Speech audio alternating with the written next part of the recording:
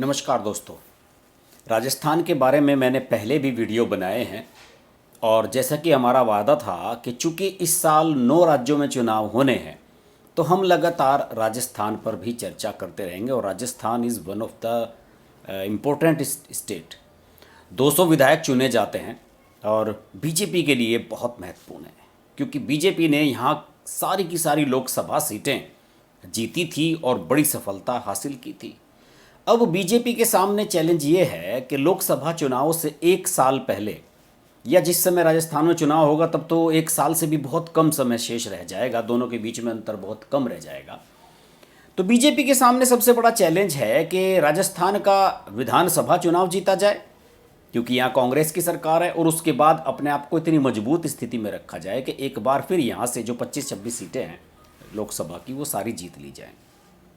फिलहाल सबसे बड़ा पेचीदा मामला है बीजेपी के सामने नेतृत्व का। और नेतृत्व की जब बात आती है, जब भी बीजेपी की पिछले कुछ सालों में यहाँ पर सरकारें बनी हैं, 2 बार सरकार जो बनी है, दोनों बार वसुंधरा राजे यहाँ पर चीफ मिनिस्टर बनी है। आप सब जानते हैं कि वसुंधरा राजे सिंधिया घराने की बेटी हैं और धौलपुर का जो जाट घराना है उसकी बहू हैं, पुत्र वधू हैं। हालांकि इनका अपने पति जो उस समय के महाराज थे 70s में, हेमंत, उनके साथ 1 साल के अंदर ही विवाह के बाद तलाक हो गया था। और उनका बेटा दुष्यंत भी तलाक के समय पैदा नहीं हुआ था, 1 साल के अंदर ही। और आज तो आप जानते हैं कि दुष्यंत सांसद भी हैं और बाद में कानूनी लड़ाई चली लंबी, और बहुत लंबे समय तक दुष्यंत ने विरासत की लड़ाई भी लड़ी और 2007 में उन्हें यहाँ का विरासत मानी गई उनकी और उन्हें यहाँ का वारिस माना गया। और धौलपुर का जो महल भी उन्हें मिला, इसके अलावा अपने पिता हेमंत का प्रॉपर्टी का काफ़ी हिस्सा भी उन्हें मिला। धौलपुर में तो उन्होंने महल बनाया, महल के अंदर होटल बनाया हुआ है, वो सब चीज़ें अलग हैं। लेकिन ये है कि वसुंधरा को राजस्थान की बहू माना जाता है, ख़ासतौर से एक जाट शाही परिवार की बहू उन्हें माना जाता है। यहाँ पर मैं आपको बताऊं कि वसुंधरा के बारे में जब मैं बात करता हूं तो मैं जाट सेंटिमेंट्स की बात इसलिए करता हूं कि राजस्थान के मैक्सिमम जो जाट्स हैं, जो बीजेपी के साथ पिछले कुछ सालों में जुड़े हैं, पिछले 10-15 सालों में, वो वसुंधरा राजे की वजह से भी बीजेपी के साथ जुड़े हैं। उनका मानना है कि ये जाट घराने से बिलोंग करती हैं और इनके पति जाट महाराजा थे यहाँ के धौलपुर के, तो इस वजह से लोगों की सिंपैथी भी इनकी और इनके बेटे के साथ रहती है। ये अलग बात है कि राजस्थान में, एक बात और आपको बताऊं कि राजस्थान में जाटों को आरक्षण मिल गया था 1999 में ही, लेकिन धौलपुर और भरतपुर 2 ऐसे डिस्ट्रिक्ट थे जो शाही घराने से बिलोंग करते थे, वहाँ पर जाटों को आरक्षण नहीं मिला था कि यार ये समृद्ध लोग हैं, यहाँ पर इन्हें आरक्षण की ज़रूरत है नहीं। वसुंधरा राजे ने अपने पहले कार्यकाल में भी इन दोनों जिलों में आरक्षण कराया जाटों को, लेकिन बाद में मामला हाई कोर्ट में गया, फिर सुप्रीम कोर्ट में गया, वहाँ से फिर ये मामला पेंडिंग हो गया। फिर उसके बाद वसुंधरा राजे ने दूसरी बार जब वो सीएम बनी 2017 की शायद बात है, एक बार फिर इसके लिए कोशिश की थी। तो जाटों के अंदर एक भावना है उनके प्रति। और आपको पता ही है कि कुछ सीटें तो ऐसी हैं, नागौर है, चूरू है, जहाँ पर 5-5, 6-6 लाख के करीब जाट मतदाता हैं। और जाट मतदाताओं की अगर मैं बात करूँ राजस्थान की, तो लगभग 10% जाट वोटर्स हैं यहाँ पर। 20% विधायक, अगर 200 सीटें हैं तो उनमें से 20, 25, 30, 40 तक विधायक जाट बहुल इलाकों से जीत कर आते रहे हैं और जाट भी बनते रहे हैं।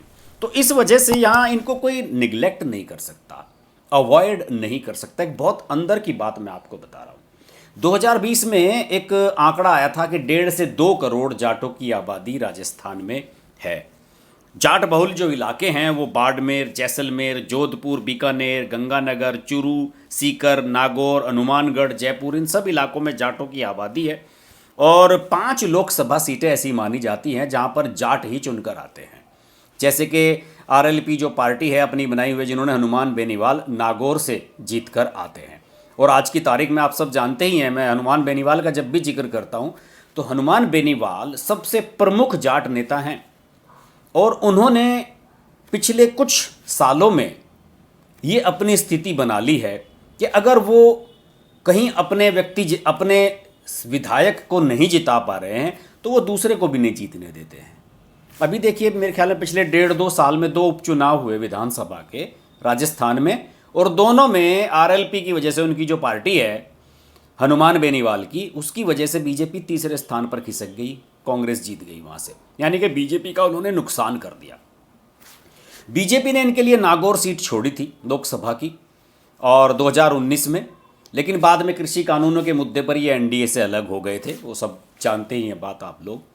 अब बीजेपी ये सोच रही है कि हनुमान बेनीवाल को साथ रखा जाए, नागौर सीट उन्हें दे दी जाए। लेकिन हनुमान बेनीवाल ने एक और कहानी कह दी है कि साहब, मैं सचिन पायलट जो कांग्रेस में नाराज हैं, किरोड़ी लाल मीणा जो मीणा नेता हैं, शेड्यूल ट्राइब्स के जाने माने नेता हैं, राज्यसभा के सांसद हैं बीजेपी के, कि अगर हम तीनों लोग साथ आ जाएं तो हम यहाँ पर सरकार बनाने की स्थिति में आ सकते हैं।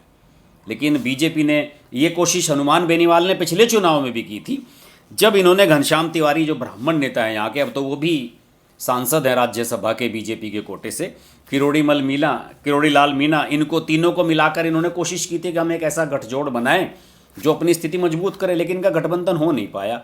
बीजेपी ने किरोड़ी लाल मीणा को अपनी तरफ मिला लिया, बाद में घनश्याम तिवारी को भी मिला लिया, और हनुमान बेनीवाल अकेले रह गए थे। वो खैर पुरानी बात होगी। अब मैं फिर से लौट कर आता हूँ इस बार की जो स्थितियाँ बन रही हैं। मैंने आपको बताया कि हनुमान बेनीवाल ने 2 विधानसभा सीटों के उपचुनाव में बीजेपी को तीसरे स्थान पर खिसकवा दिया, और ये साबित किया कि अगर आप हमें साथ लेकर नहीं चलेंगे तो हम आपका नुकसान कर देंगे, फ़ायदा भले ही ना हो आपका, हमारा फ़ायदा भले ना, हम आपका नुकसान कर सकते हैं।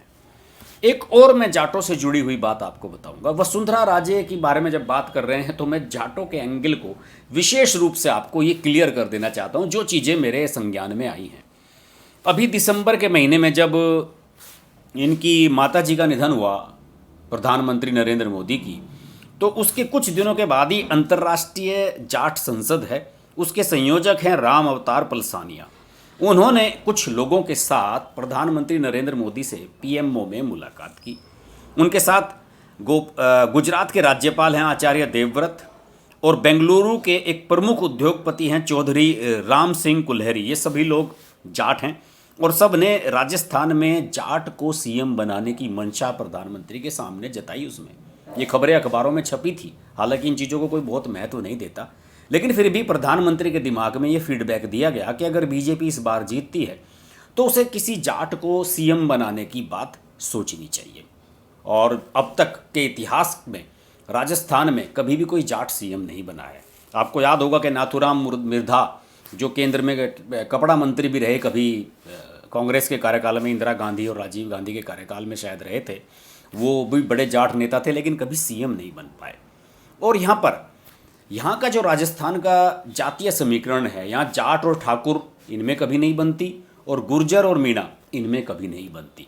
ये एक धड़े में नहीं आते हैं, और यही जो समीकरण है सबसे ज़्यादा बीजेपी को नुकसान पहुँचाते हैं। देखिए, पिछले 2018 के चुनाव में जाट बेल्ट का मैं एक आपको उदाहरण देता हूँ। पूर्वी राजस्थान और शेखावटी इलाका है जो, यहाँ बीजेपी 21 में से 18 सीट आ रही थी, केवल 3 सीटें जीत पाई थी, बाकी 18 सीटें सारी की सारी कांग्रेस ने जीत ली थी, और अशोक गहलोत को सीएम बनाने में महत्वपूर्ण भूमिका इस इलाके ने निभाई थी। ये इलाका बहुत ही सेंसेबल इलाका है। सीकर, झुंझुनू, चूरू सब जाट बहुल इलाका है। कांग्रेस के जो अध्यक्ष हैं गोविंद सिंह डोटसारा, यहाँ के प्रदेश अध्यक्ष, वो भी इसी सिखावटी इलाके से आते हैं। बीजेपी ने भी अपनी कमान जाट नेता सतीश पूनिया को सौंपी हुई है, और बीजेपी ने अभी हाल ही में मतलब पिछले साल कुछ महीने पहले ही झुंझुनू से बिलोंग करने वाले जाट लीडर जगदीप धनखड़ को उपराष्ट्रपति बनाया है। बीजेपी ने काफ़ी कोशिश की है। हालांकि सतीश पूनिया का निर्वाचन क्षेत्र आमेर है, लेकिन वो शेखावटी इलाके से ही बिलोंग करते हैं। इसके अलावा बाड़मेर और जैसलमेर के सांसद हैं कैलाश चौधरी, उन्हें केंद्र में मंत्री बनाया गया। तो बीजेपी ने समीकरण तो बनाने की पूरी कोशिश की है कि जाटों को भी साथ लेकर चला जाए, और राजपूतों को भी साथ लेकर चला जाए, ठाकुरों को भी, मीणा को भी, ब्राह्मणों को भी, सभी पार्टियां करती भी हैं कोशिश, लेकिन जाटों को साध पाना अभी बीजेपी के लिए एक बड़ा चैलेंज साबित हो रहा है। हनुमान बेनीवाल निश्चित रूप से इसमें बाधा बन रहे हैं। देखिए, हनुमान बेनीवाल का मैं जिक्र बार बार इसलिए कर रहा हूँ कि बीजेपी चाहती है कि हनुमान बेनीवाल को साथ लिया जाए विधानसभा चुनाव में भी। उनके शायद 3 एमएलए भी हैं जो उनकी पार्टी के हैं, लेकिन हनुमान बेनीवाल ये चाहते हैं कि कमान वसुंधरा के हाथ में सौंपी जाए, यानी कि महारानी के हाथ में सौंपी जाए। और बीजेपी के अंदर एक थॉट प्रोसेस ये चल रहा है कि किसी भी तरीके से इस बार वसुंधरा राजे सिंधिया का जो एक ऑरा है उससे पार्टी को बाहर निकाला जाए। ये बहुत बड़ा चैलेंज है। जैसे कि मध्य प्रदेश में शिवराज सिंह चौहान के बाद किसी दूसरे चेहरे को ढूंढना मुश्किल है। हालांकि कहने के लिए तो गजेंद्र सिंह शेखावत के रूप में नाम चल रहा है, लेकिन बात यह है कि किस तरीके से जाटों को भी साथ रखा जाए, ठाकुरों को भी साथ रखा जाए, मीणा को भी साथ रखा जाए और एक ऐसा फेस सामने लाया जाए। हो सकता है कि किसी दलित चेहरे को बीजेपी सामने लाए, लेकिन बहुत सारी चीज़ें चल रही हैं जो समझ में नहीं आ रही हैं अभी लोगों की, क्योंकि बहुत समय है, अभी कुछ महीने बाकी हैं। लेकिन वसुंधरा राजे सिंधिया, मैं एक बार फिर उनके बारे में बात करना चाहूँगा कि वसुंधरा राजे सिंधिया को कहने के लिए लोग कहते हैं कि एटीट्यूड है, महारानी है, उन्हें कोई वैल्यू नहीं देगा, उन्हें अगर वैल्यू दी गई तो बीजेपी हार जाएगी, ये हो जाएगा वो हो जाएगा। लेकिन हकीकत बात यह है कि तमाम समीकरणों के बावजूद आज वसुंधरा राजे सिंधिया को अवॉइड कर पाना आसान नहीं है। देखिए, असली खेल तो क्या होता है, असली खेल ये होता है कि टिकट कौन बांटेगा। बीजेपी सीएम पद का कैंडिडेट डिक्लेयर नहीं करती है कभी भी, इस बार भी नहीं होगा। कहा जाएगा सब मिलकर लड़ो, मोदी जी के नाम पर चुनाव लड़ा जाएगा, बाद में देखा जाएगा। लेकिन असली बात यह है कि टिकट में किसकी चलेगी। सतीश पूनिया की जो अध्यक्ष हैं इनके और वसुंधरा राजे की बनती नहीं है। 36 का आंकड़ा है, दोनों में एक दूसरे को नहीं सुहाते हैं। इसके अलावा वसुंधरा के खिलाफ एक बड़ी लॉबी है बीजेपी के अंदर जो चाहती है कि वसुंधरा कतई आगे ना बढ़े। लेकिन इस सब के बावजूद भी वसुंधरा को साइड लाइन करने की स्थिति में बीजेपी अभी नज़र नहीं आती है। हालांकि आने वाले समय में और भी चीज़ें क्लियर होंगी, लेकिन हनुमान बेनीवाल का ये स्टैंड भी साफ है कि वसुंधरा राजे को अगर आप सपोर्ट करेंगे, उसे वसुंधरा राजे को कमान सौंपेंगे तो वो बीजेपी के साथ आने की सोच सकते हैं। ये एक बड़ा फैक्टर, एक्स फैक्टर जो है वो वसुंधरा जी के फेवर में चला जाता है। देखते हैं चुनाव में क्या होता है, अभी तो समय बाकी है, लेकिन कुछ ना कुछ चीज़ें अंदर खाने चल रही हैं। जैसे कि जाट संसद जो है उसके नेताओं का मिलना नरेंद्र मोदी से और ये कहना किसी जाट को आप यहाँ की कमान सौंपिए अगर आपकी सरकार बनती है, तो ये सब समीकरण बताते हैं कि बीजेपी जाट समुदाय को यहाँ पर नेग्लेक्ट नहीं कर सकती। पिछले चुनाव में जाटों ने बीजेपी का साथ बहुलता से नहीं दिया था और बीजेपी को हार का सामना करना पड़ा था। बीजेपी इस बार वो नहीं करना चाहती है। बीजेपी चाह रही है कि उसके लिए फेयर चांस है राजस्थान में सरकार बनाने का, तो वो चाह रही है कि राजस्थान में सरकार बनाने में उसे सभी वर्ग के लोग उनकी सहायता करें। लेकिन वसुंधरा राजे को अवॉइड करके मुझे नहीं लगता कि फिलहाल बीजेपी आगे राजस्थान में बढ़ सकती है, जो अभी तक समीकरण नज़र आ रहे हैं। उनके कैडर का, उनके स्तर का कोई नेता अभी तो फिलहाल राजस्थान में नज़र नहीं आ रहा है बीजेपी के खाते में। देखते हैं आगे क्या होता है। राजस्थान पर एनालिसिस की ये जो हमारी सीरीज है चलती रहेगी। आप लोग हमारे साथ इसी तरह से जुड़े रहिए। अगर आप राजस्थान से हैं तो अपना फीडबैक ज़रूर दीजिएगा मुझे, और मैं आप लोगों के कमेंट भी पढ़ूंगा। और अगर वीडियो अच्छा लगे तो इसको शेयर कीजिएगा, लाइक कीजिएगा। चैनल अभी तक सब्सक्राइब नहीं किया है तो चैनल को सब्सक्राइब जरूर कीजिए भाई। आपसे फिर मुलाकात होगी। नमस्कार।